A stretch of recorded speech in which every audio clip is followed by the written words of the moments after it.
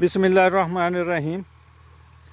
गल है जी सिर्फ दसनी दिखा लेनी ये जिहड़ा लिमू है ओहदी जिहड़ी जड़ आ उहदे मतलब वैसे जांदा जांदा या आंदा आंदा दस ही देवां ये बूटे सी छदराई की कुछ बूटे सुक गए किसी पासों हरे है जिस तरह है शाखां लेकिन मेन जिहड़ियां रूट्स सीगियां ये इन्हां दियां सुक गईयां। आ देखो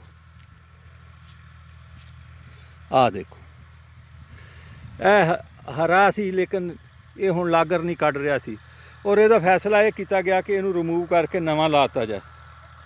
दसनी सी कहंदे हुंदे आ कि जिन्नी इहदी हुंदी ना छौर छतरी कनोपी उन्ना ही थल्ले जिहड़ा हुंदा ना ढेर पानी खाद पाओ। इहदियां जड़ां बिल्कुल जमीन के उत्ते ही हुंदियां एवें 2-2 3-3 इंच इस तरह छतरी बनाई हुंदी है। बहुत घट थोड़ी जिहड़ियां थल्ले गईयां बाकी और देखो इस तरह ये करदा।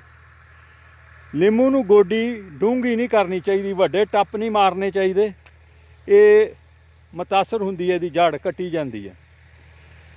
बड़ी रंबे दे नाल इहदी घाह ही खोतना चाहिए और जिन्नी इहदी कनोपी हुंदी आ उन्ना कि इहदा थल्ले जड़ दी कनोपी हुंदी आ जिड्डा दरख्त होवे उत्थे उत्थे इहनूं पाना चाहिए जो भी मसाला पाना चाहिए जी। बहुत बहुत शुक्रिया। पाकिस्तान जिंदाबाद। जिहड़े बच गए और देखो किड्डे सोहणे लगे आ माशाअल्लाह, क्या बात है।